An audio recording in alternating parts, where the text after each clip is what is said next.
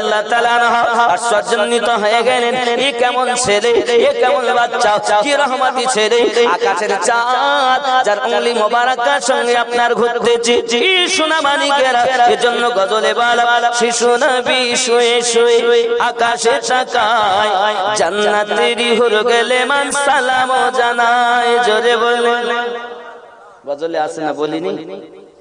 জামানা দিওয়ানা ও গো আমিনা, তোমার লালের নাই তুলনা, মাগো তোমার লালের নাই তুলনা। শিশু নবী শুয়ে শুয়ে আকাশে তাকায়, জান্নাতেরই হুর গেলে সালাম জানায়। নবী এক ইশারায় গাছে সে সালাম জানায়, আসমানেরই চাঁদ জাগার খেলনা, মাগো তোমার লালের নাই তুলনা। জামানা দিওয়ানা, জোরে জোরে বলো না, একটু জোরে হবে না? আকাশের চাঁদ আমার নবীর উংলি মোবারকার সঙ্গে ঘুরছে, নাচছে, খেলছে। জোরে বলে বলে হারেস ঝুঁকে গেছে। ওগো হালিমা, কি ব্যাপার? তাবাতে রুটি রেখেছো আর এদিকে তুমি বাইরে কি করছো? বলছো স্বামী দেখেন কত রহমতি বাচ্চা, কত বরকতি ছেলে, দেখেন আকাশের চাঁদ ঘুরছে এই শিশু মুহাম্মাদের উংলি মোবারকার সঙ্গে। জোরে বলে বলে তুমি তাবাতে রুটি রেখেছো? হালিমা চট করে এসে দেখেন যেমন রেখেছিলেন তেমন আছে। জোরে বলে, আচ্ছা তাবাতে নিচে আগুন জ্বলছে কিন্তু আগুনে রুটি পড়ে না, কারণ কি? আরে আমার নবীর প্রেমে যারা মাতোয়ারা হয় তাদের কোনো ক্ষতি, তাদের কোনো ক্ষতি। এই জন্য বলা হয়েছে নবীজির গোলামের কোনো চিন্তা নাই, চলো নবীজি জান্নাতে মদিনাতে যাই, চলো নবীজি জান্নাতে মদিনাতে যাই। জোরে বলো, নবীজির গোলাম যারা হবে তাদের কোনো চিন্তা নাই, আছে নাকি? কারণ নবী রাজি হলে আল্লাহ আল্লাহ পাক রব্বুল ইজ্জত বলেন, মাইয়াতিউর রাসূল ফাকাদ আতা আল্লাহ, যে রাসূলের পায়রবি করলো সে রাসূল নয়, আমি আল্লাহর পায়রবি করেছি। জোরে বলুন। তাই রাসূলের গোলামি যারা করবে সে স্বয়ং আল্লাহকে রাজি করে নিয়েছে। ঠিক কি না বলে? কারণ নবী রাজি হলে আল্লাহ রাজি হবে। এই বিশ্বাস হয় আপনাদের?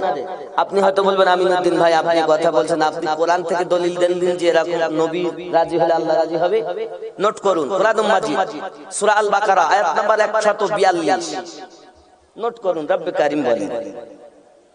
আমি হয়তো জীবনী বলছি, দালাইল কম বলছি, কারণ দালাইল সম্পর্কে আপনাদের ইমাম সাহেব যথেষ্ট বক্তব্য রেখেছেন, আমিও শুনছিলাম। এজন্য আমি স্বাভাবিক আমার রাসূল পাকের বাঁচপানা খুব খেয়াল করেন। যদি আপনি দলিল চান তো এখান থেকে 2 ঘন্টা বলি আর 1.5 ঘন্টা বলি, দলিলই বলবো, খালি পৃষ্ঠা নাম্বার, হাদিস, আয়াত, তার তাফসীর, তার ব্যাখ্যা, ইনশাআল্লাহ অসুবিধা নেই। কোরআনুল মাজিদ সূরা আল বাকারা আয়াত নাম্বার 142 কি বলছে দেখুন, বিসমিল্লাহির রহমানির রহিম, قد نرى تقلب وجهك في السماء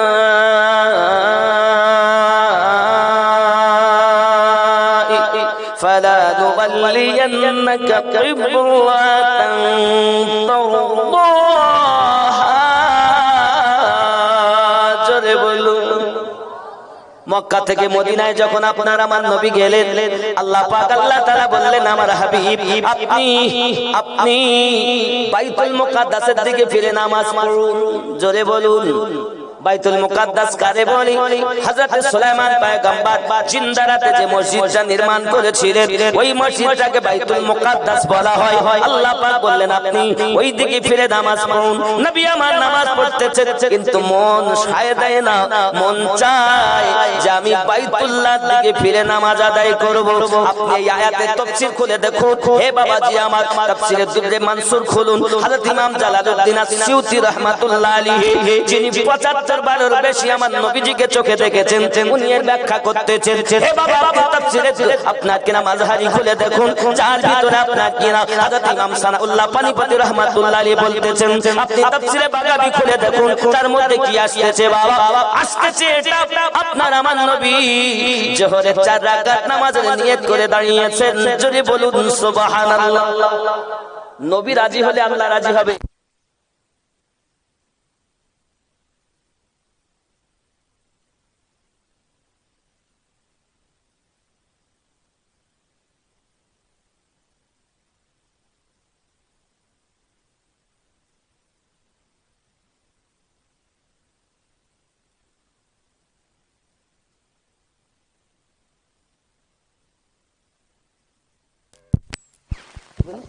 সুবহানাল্লাহ, জোরে বলুন সুবহানাল্লাহ। আব্বাজি আমার, কি হচ্ছে? জোহরের নামাজের নিয়ত নবী করেছেন। জোহরের নামাজ কয় রাকাত? 4 রাকাত। নবী আমার নিয়ত করে দাঁড়িয়েছেন বাইতুল মুকাদ্দাসের দিকে, আর রাসূল আমার তাকাচ্ছেন আকাশের দিকে। কদ নারা তাকাল্লুবা ওয়াজহিকা ফিস সামাই, নবী আকাশের দিকে তাকাচ্ছেন আর নামাজ পড়ছেন। আল্লাহ পাক রব্বুল ইজ্জাত অন্তর্যামী তিনি বলেন হাবিব আপনি ওদিকে তাকাচ্ছেন কেন? নবী আমার দিলের কথা কিবলার দিকে বাইতুল্লাহর দিকে নামাজ পড়বেন, এটাই তার ইচ্ছা। আল্লাহ বলেন হাবিব ফালা নুবাল্লি জান্নাকা কিবলাতান তারদাহা, আপনি ওই অবস্থায় মুখ ফিরিয়ে নেন, আমি আল্লাহ কিবলা পরিবর্তন করে দেব। হাবিব তুমি যাতে রাজি আমি আল্লাহ তাতে রাজি। জোরে বলুন। আপনি যদি বলেন হুজুর আপনার কথা মানি না, দেখবো, আলহামদুলিল্লাহ আমি খুশি হব। আপনি স্টেজে আসুন, আপনাকে দেখিয়ে দিচ্ছি। এই মোবাইলের মধ্যে আমার আছে, তাফসীরে দুররে মানসুর থেকে দেখাবো, তাফসীরে মাযহারি থেকে দেখাবো। আল্লাহ পাক রব্বুল ইজ্জাত আমার নবীর দিলের চাহাত অনুযায়ী বাইতুল্লাহকে কিবলা বানিয়ে দিলেন। জোরে বলে। তার মানে আমরা সুন্নিরা বুঝে গেছি নবী রাজি তো আল্লাহ। জোরে বলো, আরো জোরে বলো। আব্বাসি চলুন আগিয়ে হযরতে হালিমাতুস সাদিয়া রাদিয়াল্লাহু তাআলা আনহা আমার নবীকে নিয়ে এমনি করে আপনার সংসারে খুব আনন্দ আত্মহারা হয়ে আছেন। বাবাজি আমার, একদা দেখা যায় আপনার আমার নবী সাল্লাল্লাহু আলাইহি ওয়াসাল্লাম পৃথিবীর জমিনে হালিমাতুস সাদিয়া রাদিয়াল্লাহু তাআলা বাড়ির অনেক ঘটনা। তার বেটা বকরি চড়াতে যায়। একদিন রাখালেরা বলছে গো তোমার জামায় এত সুগন্ধ কেন, এত খুশবু? তাই আসলে আমাদের বাড়িতে আমার দুধ ভাই আছে, আর দুধ ভাইয়ের জামার পাশে আমি আমার জামাটা রেখেছিলাম, তাই মনে হয় এত সুগন্ধ হয়েছে। কি? হ্যাঁ শোনো, আমার দুধ ভাইকে যদি তোমরা একবার দেখো তা তোমাদের চোখ ফেরাতে ইচ্ছা করবে না, তোমাদের ক্ষুধাও লাগবে না, পিপাসাও লাগবে না। আমার দুধ ভাই এত সুন্দর দেখতে। জোরে বলে, ঠিক কিনা? আমার নবী পাকের মতো আর কেউ আছে? বাবাজি রাখালেরা বলতে চাই, রাখালেরা বলতে চাই, রাখালেরা বলে ওগো মাসরুদ, ওগো মাসরুদ আমরা যাব, আমরা ওই দুই ভাইকে দেখতে চাই। সবাই আপনার কিনা লাইন লাগি চলে আসছে হালিমাতুস সাদিয়া রাদিয়াল্লাহু তাআলা আনহার বাড়িতে। সোনা মানিক আমার বাবাজি আমার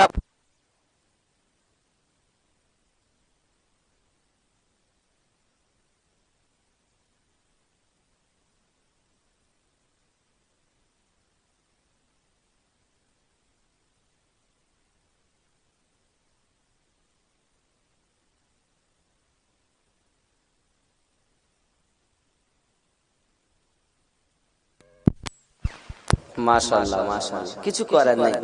কারেন্ট ওর ইচ্ছা মতো যাচ্ছে, আমাদের ইচ্ছা মতো আমাদের করতে হবে। একটু তাকবীর দেন, নারী তাকবীর। একটু জোর হবে না, নারী তাকবীর, নারী রিসালাত ইয়া রাসূলুল্লাহ। আল্লাহ আমাদের নবী পাক সাল্লাল্লাহু আলাইহি সাল্লামের শান মান বর্ণনা করে শেষ করা যাবে না। চলে কোন সুবহানাল্লাহ। শেষমেশ কথা, হালিমাতু সাদিয়া রাদিয়াল্লাহু তাআলা আনহার ঘরে অনেক ঘটনা ঘটেছে। বাবা যাই হোক 2 বছর পর আনলেন, আবার নিয়ে যাচ্ছেন, কিন্তু এই 2 বছরের সময় আমেনা রাদিয়াল্লাহু তাআলার সঙ্গে কথা হলো বটে, কিন্তু আব্দুল মুত্তালিবের সঙ্গে দেখা হয়নি।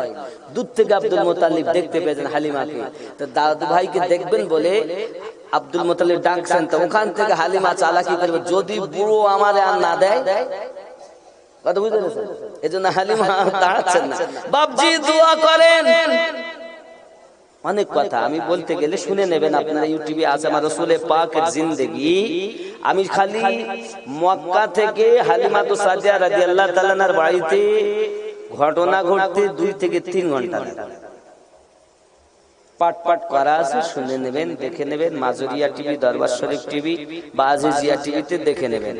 এরপর আমার আপনার নবী সাল্লাল্লাহু আলাইহি সাল্লাম যখন হালিমাতু সাদিয়া রাদিয়াল্লাহু তাআলার বাড়িতে আসেন, অনেক ঘটনা ফিরিয়ে নিয়ে যাচ্ছেন একদম 4 বছর পর। রাস্তায় যাচ্ছেন, যাওয়ার সময় আমার আপনার নবীকে একটু দাঁড় করিয়ে দিয়েছেন, দিন নিজে প্রয়োজন সারতে গেছেন। হঠাৎ ইবলিস শয়তান বাবা সে এক বড় দরবেশ সেজে, নামাজি সেজে, হাতে তাসবিহ নিয়ে সামনে এসেছে। হালিমা দিয়ে বুঝতে পারছেন না ইবলিস এসেছে। হালিমা বলছে, বাপজি আমার সন্তান এখানে দাঁড় করিয়ে গেলাম, গেল কোথায়? তা বলছে, মা আমি তোমাকে একটা যুক্তি দেব। বলছে, হ্যাঁ দেন। বলছে, আমার একজন গুরু আছে, সেই গুরুর কাছে যদি আপনি যান তাহলে বলে দেবে ও বাচ্চা গেছে কোথায়। হালিমাতু সাদিয়া রাদিয়াল্লাহু তাআলা বলছেন, ঠিক আছে। যেহেতু মানুষকে ধোঁকা দিতে গেলে হাতে তাসবিহ লাগিয়ে দাও, মাথায় টুপি, ভালো লম্বা জুব্বা গায়ে দিলে লোক মনে করে এর মতো আর হুজুর আর নাই। বুঝতে পেরেছেন? আমরা খালি আল্লাহ ওয়ালারাই পোশাক পরে না, আল্লাহ ও নবীর দুশমনেরাও এমন পোশাক পরিধান করে ঈমান ছিনিয়ে নেওয়ার জন্য। ঠিক কিনা বলেন? আব্বা হালিমাতু সাদিয়া রাদিয়াল্লাহু তাআলা আনহা এমন সময়তে ঠিক আছে চলেন, এখন ওই দরবেশ আস্তে একদম দরবেশ সেজে আছে, গাছতলায় জঙ্গলের মধ্যে একটা বড় কালো একদম দাঁড়িয়ে আছে। কে? এক কাজ করো হালিমা, একে একবার তুমি সেজদা দাও, একবার সেজদা দাও, তাহলে বলে যে ওই বাচ্চা গেল কোথায়। হালিমা বলছেন, না আল্লাহ ছাড়া কাউকে সেজদা দেওয়া যাবে না। জোরে বলে সুবহানাল্লাহ। তুমি সেজদা দেবে না, তাহলে তোমার সন্তান কোথায় গেছে বলা যাবে না। হালিমাতু সাদিয়া রাদিয়াল্লাহু তাআলা চালাক ছিলেন। উনি বলছেন, আচ্ছা আমি আমার সন্তানের নাম যদি নেওয়ার পর এই মূর্তি যদি এইভাবে দাঁড়িয়ে থাকতে পারে তাহলে আমি এটা সেজদা দেব। ও দরবেশ বলতেছে, তাহলে তো ভালো কথা, ঠিক আছে নাম আমি বলবো না, আমি তোমাকে বলছি তুমি বলো। এখন সন্তানের নাম কি? মুহাম্মদ ইবনে আব্দুল্লাহ। জোরে বলি সাল্লাল্লাহু আলাইহি ওয়াসাল্লাম। যেই এই কথা ওই দরবেশ মুখ দিয়ে বলেছে, আর ওই মূর্তি ওই বড় কালো পাথর দিয়ে দাঁড়িয়ে আছে, একদম ভেঙে চুরমার হয়ে গেছে। জোরে বলে, আরে আমার নবীর নাম নেওয়ার সাথে সাথে মূর্তি দাঁড়িয়ে থাকতে পারে না। বাপজি তিনি আমাদের নবী।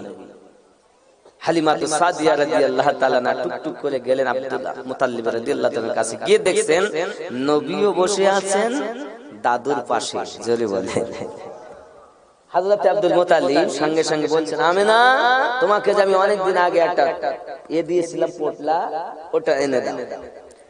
এনেছেন, হালিমাকে দিচ্ছেন। হালিমা বলছেন, আমি নেব না, কারণ আপনি হয়তো মনে করছেন আমি মুহাম্মদকে লালিত পালিত করেছি, না, হাকিকাতে আমি হালিমাকে মুহাম্মদ সাল্লাল্লাহু আলাইহি সাল্লাম লালিত পালিত করেছে। আমার দুঃখের দিন সুখে পরিণত করে দিয়েছে, এমন কি সব কিছু দিয়ে দিয়েছে। আয় আব্দুল মুতাল্লিব, আমার কিছু প্রয়োজন নাই, আমার কিছু প্রয়োজন নাই, আমার যাহা দিয়েছে আমার পূর্ব পুরুষও যদি বসে বসে খায় আমি হালিমার অর্থ খুলাবে না। জোরে বলে আমি মুহাম্মদকে লালিত পালিত করিনি, মুহাম্মদ আমায় লালন পালন করেছে। জোরে বলে, কারণ ওই যে স্বপ্নে দেখেছিলেন হালিমা তুমি যদি ওই বাচ্চাকে লালন পালন করতে পারো অর্থ তোমায় খুঁজতে হবে না, অর্থ তোমায় খুঁজে নেবে। জোরে বলে ওগো আব্দুল মুতাল্লিব, আপনি যখন শুনবেন না অর্থ আপনি আমাকে দিচ্ছেন, নেন, এই অর্থগুলো আমি নিলাম, নেওয়ার পরে আমি আবার আপনার এই দাদু ভাইয়ের জন্য রেখে গেলাম। ও আব্দুল মুতাল্লিব, দুঃখের কথা কি বলবো, এই বাচ্চাটাকে ছেড়ে যেতে আমার ইচ্ছা হয় না। আমি হালিমা যখন কোনো বিপদে পড়তাম এই বাচ্চাটার নাম যদি একবার আমি জবানে নিতাম, সঙ্গে সঙ্গে আমি হালিমা সমস্ত মুসিবত দূর হয়ে যেত। ও আব্দুল মুতাল্লিব, আমি এই বাচ্চাটাকে ছেড়ে যেতে আমার মন চাই না, আমার কলিজাটা ফেটে যায়, তবে আপনি আমার জন্য দোয়া করেন। আমি হালিমা সারাটা জীবন যতদিন বাঁচি এই বাচ্চাটার নাম আমার তাসবিহ হিসাবে থাকবে, কোনো মুসিবত থাকবে না, কারণ আমার সব কিছু বাচ্চা দিয়ে এসেছে। চিৎকার করে কোন সুবহানাল্লাহ। আব্বাজি আমার, আপনার আমার নবী সাল্লাল্লাহু আলাইহি ওয়াসাল্লাম এবার আপনার বাড়িতে রয়েছেন। আব্বাজি আমার, আমার নবী পাক সাল্লাল্লাহু আলাইহি ওয়াসাল্লাম বলেন, আম্মা আব্বা কই? অনেক ঘটনা ওখানে। কিছুদিন পর নবী আমার আব্বার কথা বলেছেন, মনে দুঃখ লাগে। এমন সময়তে আমেনা রাদিয়াল্লাহু তাআলা আনহা শ্বশুর আব্বাকে খেতে দিয়েছেন, নবী আমার তিনিও খাচ্ছেন। এমন সময়তে আমেনা বলছেন, আব্বাজি আমাকে একটু ইজাজত দেন, আমি আমার বেটাকে নিয়ে আমি একটু আমার আব্বার বাড়ি ঘুরে আসি। কথা বুঝতে পারছেন? আব্বার বাড়ি মানে অনেকদিন যাই না, বনি নাসসারে যাই না, আমি অনেকদিন যাই না, আপনি ইজাজত দেন তাহলে যাব। খাজা আব্দুল মুতাল্লিব রাদিয়াল্লাহু তাআলা আনহু খাবার খেতে বসে বাচ্চার ন্যায় কান্না শুরু করে দিয়েছেন। হযরতে আমিনা রাদিয়াল্লাহু তাআলা না বলেন, শ্বশুর আব্বা আপনার যদি ইজাজত দিতে মন না চাই আপনার দিতে হবে না, তবে আপনি যেন কান্না করবেন না। হযরতে আব্দুল মুতাল্লিব বলেন, আমিনা আমি তোমাকে বিদায় দেওয়ার জন্য কাঁদি না, আমি কেন কাঁদি জানো? আমার এই বংশের ভিতরে সব থেকে সম্মানিত ছিল হযরতে হাসিম, সে যখন ব্যবসাতে গেল আর ফিরে এলো না। তারপরে সম্মানিত ছিল হযরতে আব্দুল্লাহ, সেও যখন আমার থেকে বিদায় নিল আব্দুল্লাহ আমার কাছে ফিরে এলো না। ও আমিনা, আমিনা তুমি তারপরে হলে আমার কাছে সব থেকে আদরের, তুমি যখন আমার কাছে বিদায় চাও আমার বেটা আব্দুল্লাহর কথা আমার মনে পড়ে গেছে মা, এই জন্য আমি কাঁদি। খেয়াল করুন, বৌমা যাবে তো শ্বশুর কাঁদে, আর এখনকার সময় যদি শ্বশুর একবার শ্বশুর কাঁদে, শ্বশুর বলে বৌমা গেছে বেশি গেছি একটু শান্তিতে থাকবো। ঠিক না ভুল বলে? শ্বশুর গেছে মানে বৌমা গেছে মানে কদিন একটু ভালোভাবেই কাটবে, কারণ বাড়িতে সব ভান্ডারের গরম। 1500 করে মাসে মাসে ঢোকে থাকে এখন স্বামী বাড়ি, সে যায় মার্কেটে কিনতে শাড়ি। ও আমার মা শুনে নেন না তাড়াতাড়ি, জননী মা খারাপ শুনে নিন রাতের বেলা আম্মা জানা আমিনা রাদিয়াল্লাহু তাআলা আনহা গোছগাছ করে নিলেন বাবা। এমনি করে আপনার নবী সাল্লাল্লাহু আলাইহি সাল্লামকে নিয়েছেন, দাসী একজন সঙ্গে নিয়েছেন। হে বাবাজিরা আমার, এমনি করে আপনার গোছগাছ করে নিয়ে উটনির উপরে একটাতে আমার নবী এবং আম্মা জান বসেছেন, আর একটাতে দাসী বসে আছেন বাবা। দুটি উট সঙ্গে এমনি করে আপনার কিনা রওনা দেবেন।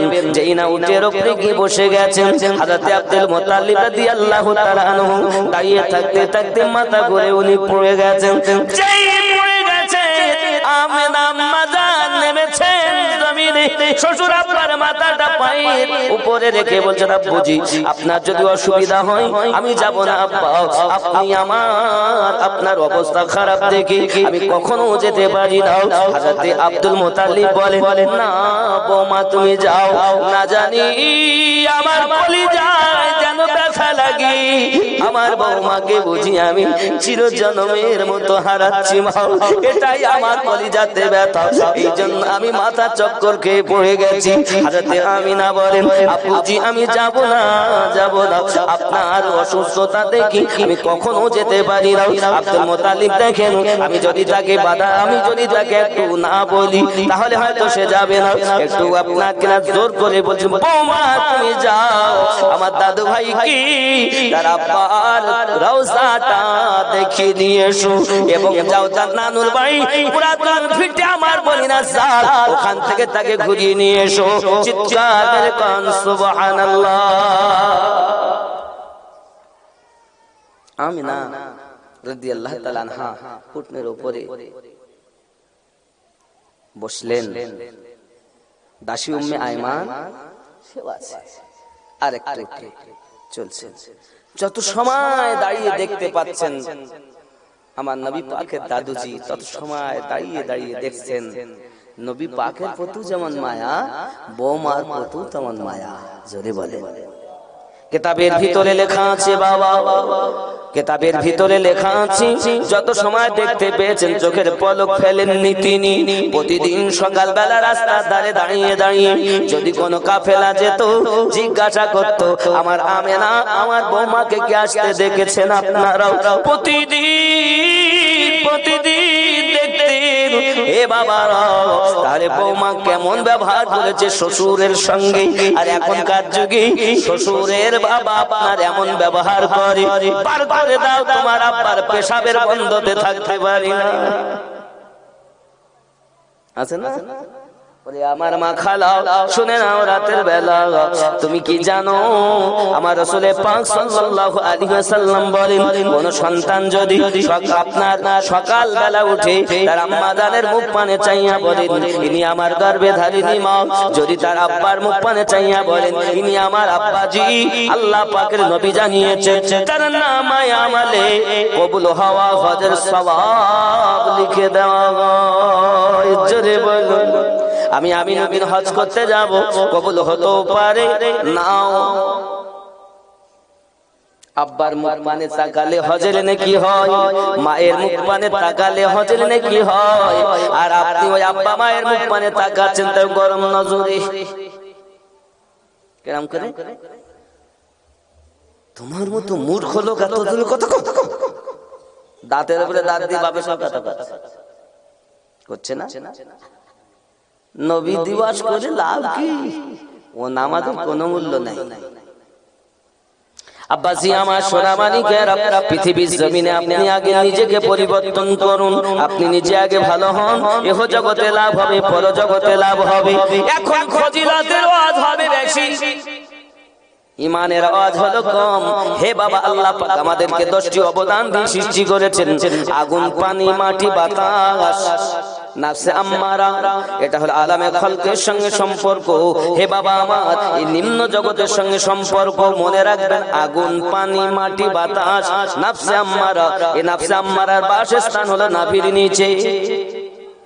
খেয়াল করেন, এবার আমি আপনাদেরকে ভিতরে ঢুকাবো। এবার ওপরে ওয়াজ করি, সমাজ পরিবর্তন হয় না। ও দাড়ি রেখে লাভ কি? এখন মিথ্যা কথা বলে। ও নামাজ পড়ে লাভ কি?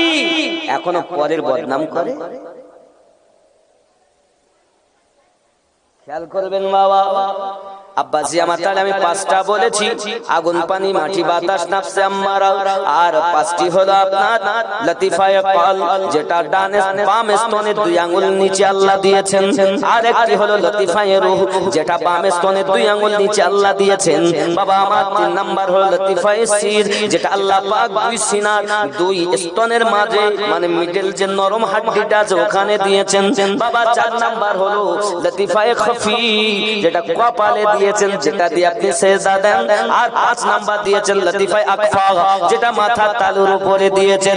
আপনি জানেন না কিভাবে আপনি আল্লাহর ইবাদত করবেন, শুধু করেই চলেছেন, কোনো মজা পাচ্ছেন না বাবা।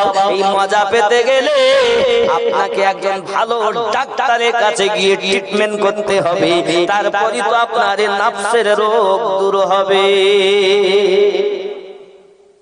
কথা বুঝতেছেন? এখন আপনি জিকির করতে এখনই একটু আগেই করলেন লা ইলাহা, কোথাতে শুরু করলেন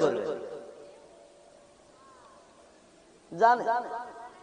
খেয়াল করেন, লা নাভির নিচে, লা মানে নেই, লা মানে নেই, ই লতিফায়ে সিরে এসে যাবে, লা ই, লা লতিফায়ে খফি আকফাতে লা ইলাহা, লা ইলাহা। অন্তর মরে গেছে, লতিফাগুলো শেষ হয়ে গেছে। চোর কোথাকার, দাড়ি সাদা হয়ে গেল, নামাজে কি মজা তাও জানো না, জিকিরে কি মজা তাও জানো না। এই মজা পেতে গেলে একজন ডাক্তার ধরো, যে ডাক্তার আল্লাহ ওয়ালা নবী ওয়ালা। জোরে বলে আব্বাজি আমার, তাহলে লা ইলাহা ইল্লাল্লাহ। এখন লা ইলাহা মানে নেই কোনো মাবুদ, লা ইলাহা মানে নেই কোনো মাবুদ। নফসে আম্মারা, সির, খফি, আকফা, 4 লতিফাতে ধাক্কা হলো, নেই কোনো মাবুদ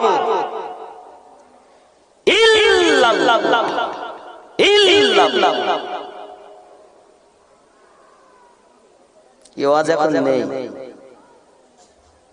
এই ওয়াজ করে গেছেন গাউসে পাক, এই ওয়াজ করে গেছেন খাজা পাক, এই ওয়াজ করে গেছেন মুজাদ্দিদ আল-ফিসানি। এক কথায় আল্লাহর ওলিগণ যেভাবে মানুষকে পথ দেখিয়ে পথ ভোলা মানুষকে আল্লাহ ওয়ালা বানিয়ে দিয়েছেন। জোরে বলুন, আরো জোরে বলুন। আমার কথা কি বুঝতেছেন বাবা? এই লতিফাগুলোকে জিন্দা করতে হবে। এই জন্য বলে মানুষের দেহের মধ্যে এক টুকরা গোস্ত আছে, ওই গোস্তটা যার ভালো তার সব ভালো। ছেলে আপনার নয়, মেয়ে আপনার নয়, বন্ধু আপনার নয়, স্বামী আপনার নয়, সব বেকার, দুনিয়ার খেলা। আপনি ছেলেকে আপন ভেবেছেন, এই সন্তান আপনার বিপক্ষে যাবে। যে স্বামীকে আপনি আপন ভাবছেন, স্বামী আপনার বিপক্ষে যাবে। বিবিকে না হলে আপনি শান্তি হচ্ছে না, বিবি আপনার বিপক্ষে যাবে। খালি পক্ষে থাকবেন একজন, যিনি আমাদের নবী। নবী ছাড়া কেউ আপন নেই। যাদেরকে আপন বলছেন এসব দুনিয়ার খেলা। আব্বাজি আমার, এজন্য আমি অনুরোধ করব বেশি বেশি করে ওই রাসূলের পাককে মুহাব্বত করার জন্য, কারণ নবীর প্রেম ব্যতীত পৃথিবীতে কেউ কিছু পাবে না। আল্লাহ পাক আমাদের তৌফিক দেন, সবাই বলি আল্লাহুম্মা আমিন। বাবাজি আমার, খেয়াল করেন, এই আল্লাহ এবং আল্লাহ রাসূলের পথ আমাদেরকে কেউ বলে গেছেন, তাকে বলা হয় তরিকা। তরিকা কি? তরিকা কেন প্রয়োজন? খেয়াল করবেন জিনিসগুলো। তরিকা শব্দটি তারিকুন থেকে, যার অর্থ হয় রাস্তা। মহান আল্লাহ বলেন, ওয়াল্লাযিনা জাহাদু ফীনা লানাহদিয়ান্নাহুম সুবুলা। জোরে কোন সুবহানাল্লাহ। কি বলছে? যারা আল্লাহকে পাওয়ার পথে চেষ্টা বা সাধনা করি, আমি অবশ্যই তাদের জন্য পথ সমূহের সন্ধান দিয়ে দিব। জোরে বলুন, সূরা আনকাবুত আয়াত নাম্বার 69। তাহলে আল্লাহ পাওয়ার জন্য একজন পথ প্রদর্শক, আল্লাহ তাআলা পাওয়ার জন্য একটাই সঠিক রাস্তা, সিরাতাল মুস্তাকিম বা সহজ সরল রাস্তা। তবে আল্লাহ পাওয়া, আল্লাহর পথে অসংখ্য বাঁকা পথ রয়েছে। যেমন আল্লাহ পাক বলেন ওয়া আলাল্লাহি ফাসদুস সাবিলি ওয়া মিনহা জাহিরু, অর্থাৎ সরল পথ আল্লাহ পর্যন্ত পৌঁছে, আর পথগুলোর মধ্যে কিছু বাঁকা পথ রয়েছে যা আল্লাহ পর্যন্ত পৌঁছায় না। সূরা নাহাল আয়াত নাম্বার 9। জোরে বলেন সুবহানাল্লাহ। সুতরাং এই সমস্ত বাঁকা পথ থেকে বেঁচে সঠিক পথে থেকে আল্লাহ পর্যন্ত পৌঁছাতে হলে এই পথের একজন বিশেষজ্ঞ পথ প্রদর্শক পীর ও মুর্শিদের অত্যন্ত প্রয়োজন। জোরে বলেন। আল্লাহ পাক রব্বুল ইজ্জত কোরআন মাজিদে বলেন ওমা ইউদলিল ফালান তাজিদা লাহু ওয়ালিয়াম মুরশিদা, আমি যাকে পথভ্রষ্ট করেছি সে কখনো কোনো মুর্শিদ বা পথ প্রদর্শক পাবে না। সূরা কাহাফ আয়াত নাম্বার 17। জোরে বলেন। তাহলে মুর্শিদ একজন দরকার। এই আয়াত থেকে সুস্পষ্ট প্রমাণ হলো আল্লাহর পথে যার কোনো পথ প্রদর্শক মুর্শিদ নেই সে গুমরাহ। তাহলে একজন পীরের দরকার। আপনাকে পীর ধরতেই হবে। এই পীর ধরার কথা এখন মৌলবীরা বলতেছ না, শুধু দরুদ শরীফ পড়ো, 100 বার এই কথা বলো। পীর ধরতেই হবে, নইলে আপনি পথ ভোলাই হবে। মুর্শিদ অবশ্যই দরকার, কারণ আল্লাহ কোরআন মাজিদ সূরা আল কাহাফের 17 নম্বর আয়াতের অংশে বলেছেন ফালান তাজিদা লাহু ওয়ালিয়াম মুরশিদা, আমি আল্লাহ পাক যাকে পথ প্রদর্শক করব মনে করি তার জন্য একজন কামিল মুকাম্মাল মুর্শিদের ব্যবস্থা করে দেই। জোরে কোন সুবহানাল্লাহ। এখন আমরা সবাই জানি শরিয়াত, তরিকত, মারিফাত আর হাকিকত, বলি কি বলি না?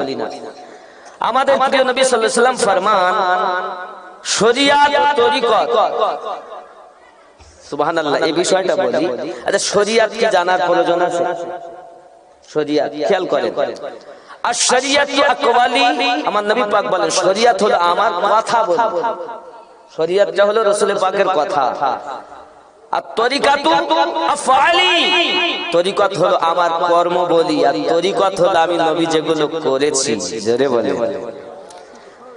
আল হাকিকাতু আহওয়ালি, হাকিকত হলো আমার অবস্থা বলি। আল মারিফাতু আসরারিহি, অর্থাৎ মারিফাত হলো আমার নিগুড় তত্ত্ব বলি। জোরে বলুন।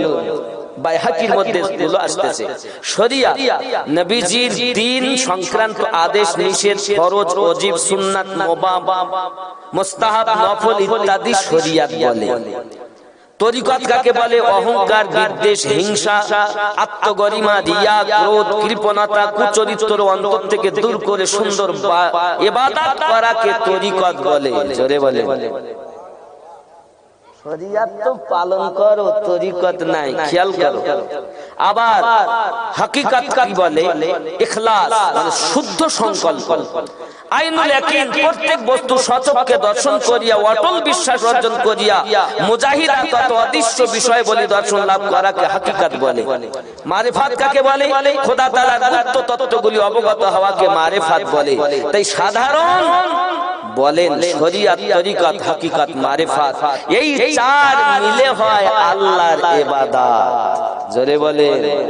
খেয়াল করবেন, সুফিয়ান কেরাম বলেন শরিয়াত হলো দেহ, তরিকত আত্মা, হাকিকত সত্য, মারিফাত অজানাকে জানা। জোরে বলে। আরো বলি, শরিয়াত চামড়া, তরিকত গোশত, হাকিকত হাড্ডি, মারিফাত ক্যালসিয়াম। জোরে বলে। আপনি কোথায় আছেন? নিজেকেই তো চিনলেন না, তা আল্লাহ চিনলেন কেমন করে? আল্লাহ আল্লাহ করলে আল্লাহ পাওয়া যায়? তোমার কলবে আল্লাহর বাসস্থান। কার বাসস্থান? এই কলবে আল্লাহ থাকে। আপনার কলবে তো আল্লাহই নাই, খালি জবানে আল্লাহু আল্লাহ আল্লাহু আল্লাহ, কলবে নাই। নেকি পাবেন আপনি বললে, কিন্তু স্বাদ পাবেন না। স্বাদ পেতে গেলে জায়গা আগে ভালো করতে হবে। জোরে বলে। ওগো আমার সোনা মানিকেরা, সন্তান আপনার আপন হবে না, স্বামী আপনার আপন হবে না, যাদের জন্য আপনি এসব করতেছেন কেউ আপনার আপন হবে না। বাবা মারা যাবেন যখন কবরে আপনাকে রেখে আসবে, হে বাবাজিরা আমার, ওই কবরে আপনার কেউ যাবে না। যদি কবরে যান আমাদের দয়াল নবী যাবেন। বাবাজি আমার, যেটা আপনার বলা হয়েছে মা কুনতা তাকুলু ফি হাক্কি হাযার রাজুলিন মুহাম্মাদিন সাল্লাল্লাহু আলাইহি ওয়াসাল্লাম, দরুদি নবী আপনার আমার কবরে উপস্থিত হওয়ার ক্ষমতা আল্লাহ পাক দান করেছেন। চিৎকার করে কোন সুবহানাল্লাহ। ওই নবীকে প্রেম করো, ইহ জগতে লাভ হবে, পর জগতে লাভ হবে। বাবাজি আমার, এখন রব্বে কারীমকে মুহাব্বত করার জন্য ভালো একজন মিস্ত্রি আপনি ধরেন। ওই মিস্ত্রি হলো আল্লাহর ওলি, একজন মুর্শিদে কামেল। যে মুর্শিদে কামেল হয় সে আল্লাহ ওয়ালা নবী ওয়ালা হয়। এখন এক শ্রেণীর লোক আপনাকে বলবে ওলি আল্লাহর কাছে যাওয়া যাবে না। কোরআন মাজিদ থেকে তারা দলিল দেবে। কোথা থেকে দলিল দেবে? কোরআন মাজিদ বাবাজি সূরা বাবাজি আমার সূরা 3 নম্বর আয়াতে বলা হয়েছে, খেয়াল করুন, বলছি পীরের কাছে যাওয়া যাবে না। 7 নম্বর সূরা, সূরাটার নাম কি জানো? ভুলে যাচ্ছেন, দেখে নেই সূরাটির নাম। 114টি সূরার মধ্যে 7 নম্বর সূরা। এই 7 নম্বর সূরাটির নাম হলো সূরা আল-আরাফ। সূরা আল-আরাফ 3 নম্বর। আপনি খুলে দেখবেন, এর মধ্যে আছে কি আছে? মিন দুনিহি আউলিয়া। আউলিয়া মানে বন্ধু। মিন দুনিহি আউলিয়া। আর সূরা ইউনূসের 62 নম্বর আয়াত আল্লাহ পাক বলেন ইন্না আউলিয়া আল্লাহ। জোরে বলেন সুবহানাল্লাহ। ওখানেও আউলিয়া, এখানেও আউলিয়া। এখন ওয়াহাবি যারা, ইন্টারনেট খুলে দেখবেন, ইউটিউবের মধ্যে অনেক মৌলবীরাই বলবে ওলি আল্লাহর কাছে যাওয়া যাবে না। দলিল কোরআন মাজিদের সূরা আল-আরাফ আয়াত নাম্বার 3। সমস্যাটা কোথায় জানেন? খেয়াল করেন, এই সূরা আল-আরাফে লেখা আছে মিন দুনিহি আউলিয়া, যারা দুনিয়ার আউলিয়া, শয়তানের আউলিয়া, শয়তানের বন্ধু যারা, তাদের কাছে যেও না। আর সূরা ইউনূসের 62 নম্বর আয়াতে আল্লাহ পাক বলেন ইন্না আউলিয়া আল্লাহ, নিশ্চয় আল্লাহর বন্ধু যারা। জোরে বলেন, আল্লাহর বন্ধুর কাছে যাওয়ার হুকুম, শয়তানের বন্ধু থেকে দূরে থাকার হুকুম। আর এক শ্রেণীর মৌলবি এখন ইউটিউবে শুধু বলতেছে ওলি আল্লাহর কাছে যেও না, সেটা কোরআন থেকে দলিল দিচ্ছে, কিন্তু জাম গাছে ছাল আম গাছে লাগিয়েছে। আচ্ছা বলেন, আমরা যেসব ওলি আল্লাহর কাছে যাই তারা শয়তানের বন্ধু না আল্লাহর বন্ধু? আল্লাহর বন্ধুর কাছে যাওয়া কোরআন মাজিদেই আছে, ইন্না আউলিয়া আল্লাহ। দেখেন, আউলিয়ার পরে আল্লাহ শব্দ আছে। আর সূরা আল-আরাফে মিন দুনিহি আউলিয়া, এখানে আল্লাহ নাই, দুনিয়া আছে, শয়তান আছে। শয়তানের কাছে যেতে নিষেধ করেছেন, শয়তানের বন্ধুর কাছে যেতে নিষেধ করেছেন, আর সেটা আল্লাহর ওলির কাছে এনে ওয়াহাবীর দল আমাদেরকে বলছে আল্লাহর ওলির কাছে যাওয়া যাবে। নামাজ দেখে ভুলতেছে, আর এতটা ডিগ্রি তোমাকে বাঁচাবে না। যদি হাসরের মাঠে বাঁচায়, আমাদের নবী তোমাকে বাঁচিয়ে জান্নাতে নেবে। ঠিক কিনা বলেন? আব্বাজি আমার, আমি অনুরোধ করব আপনাদেরকে, পৃথিবীর জমিনে যতদিন বাঁচেন ইশকে রাসূল রাখুন, আর ওলি আল্লাহর দরবারে যান, মুরিদ হন। আপনি হয়তো মনে করছেন পীর ধরা কি অতি অবশ্যই? আমি আপনাকে বলবো অতি অবশ্যই দরকার। কারণ পীর না ধরলে বায়াত হওয়া কি জরুরি? বলবো কথাটা, পয়সা দেবেন?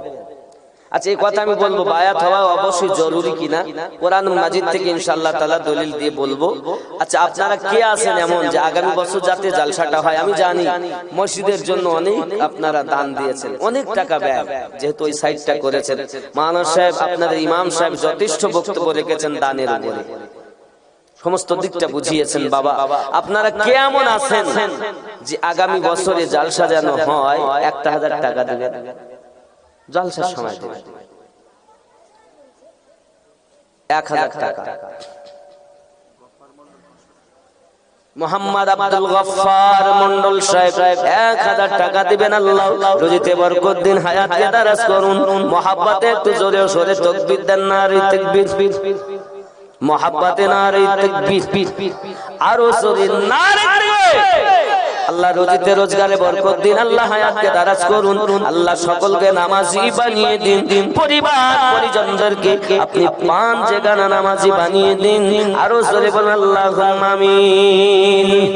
আর একটু হবে না বাবা? আমার নজরুল ইসলাম ভাই তিনিও দেবেন 500 টাকা। আল্লাহ তার রুজিতে বরকত দিন, আল্লাহ হায়াতকে দারাজ করুন। মহব্বতে তাকবীর, নারে তাকবীর।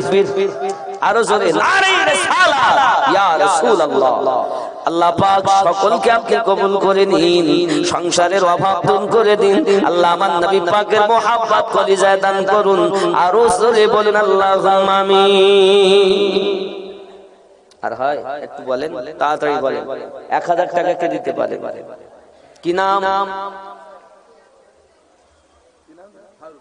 মোহাম্মদ ফারুক হোসেন 1000 টাকা দেবেন। আল্লাহ রুজিতে রোজগারে বরকত দিয়ে আল্লাহ রোগ শোক থেকে মুক্তি দিও, অভাব অনটন দূর করে দিও।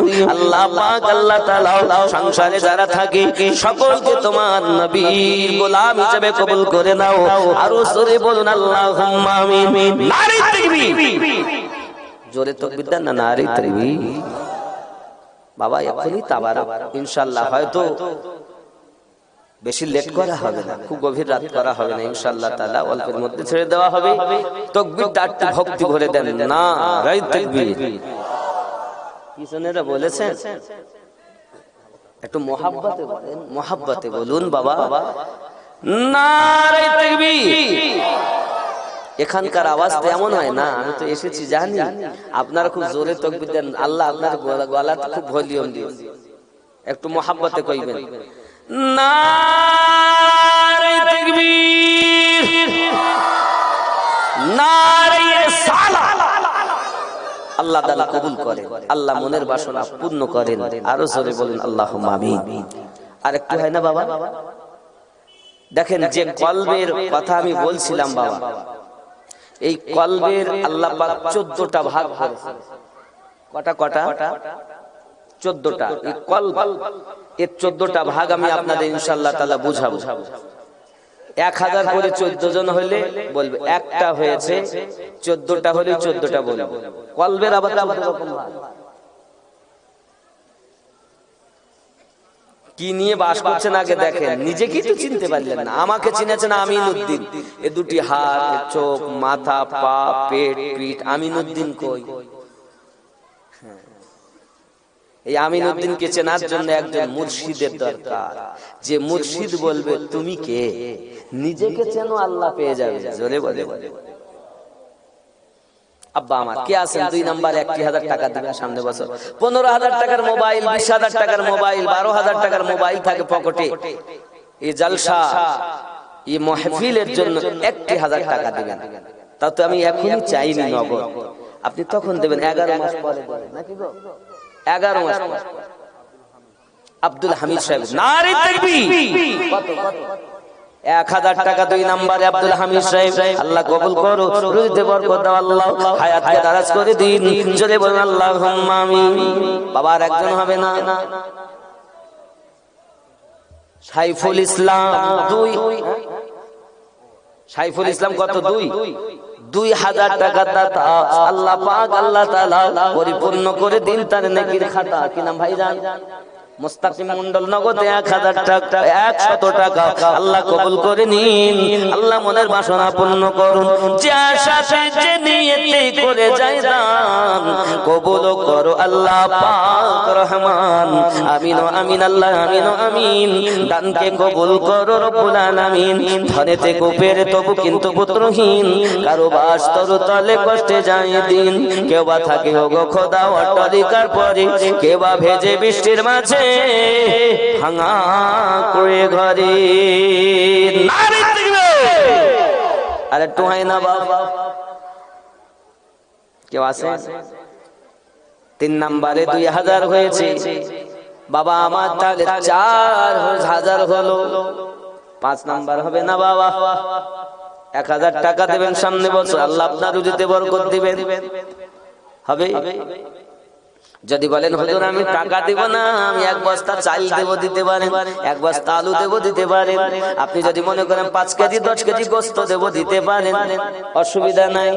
এমন কেউ এবার নাই তো গোস্ত নেই, দেই নেই, কারণ অগাধ টাকা ব্যয়, প্রায় 10-12 লক্ষ টাকা মসজিদের পিছনে আপনারাই দিয়েছেন। আমার মায়েরা নাকি 1 লক্ষ টাকার অধিক পরিমাণ দান করেছেন, আমাকে বলছিলেন।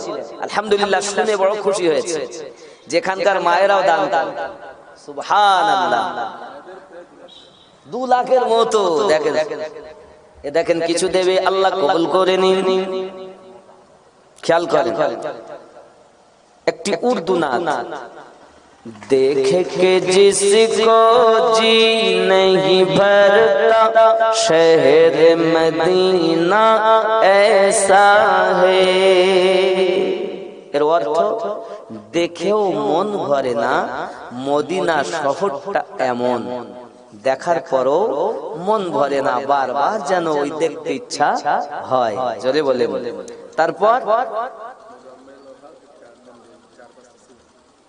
মোজাম্মেল হক, তিনি 4 বস্তা সিমেন্ট দেবেন। আল্লাহ কবুল করো, কবুল করো মনের বাসনা, খানায় কাবা না দেখাইয়া মৃত্যু দিও না। জোরে বল আল্লাহুম্মা আমিন। নারে তাকবীর।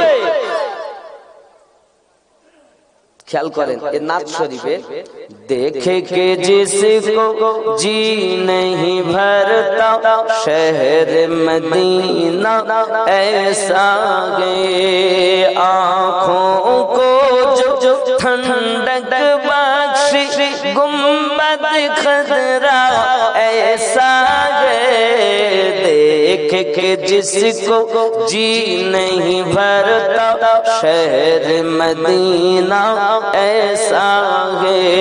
জোরে বলুন। দেখার পরও চোখের শীতলতা যে দান করে, নবী পাকের গুম্বুজে খাজরাটা এমন। জোরে বলে। মদিনা দেখে স্বাদ মেটে না, আর খানায় কাবা আমার রাসূলের পাকের গুম্বুজটা দেখেও চোখের ঠান্ডা, চোখের শীতলতা দান করে, তাতেও মন ভরে না। জোরে কন্না সুবহানাল্লাহ। देखे के जिसको जी नहीं भरता शहर मदीना ऐसा है, आँखों को जो ठंडक बख्शी गुम्बद खजरा ऐसा है, देख के जिसको जी नहीं भरता शहर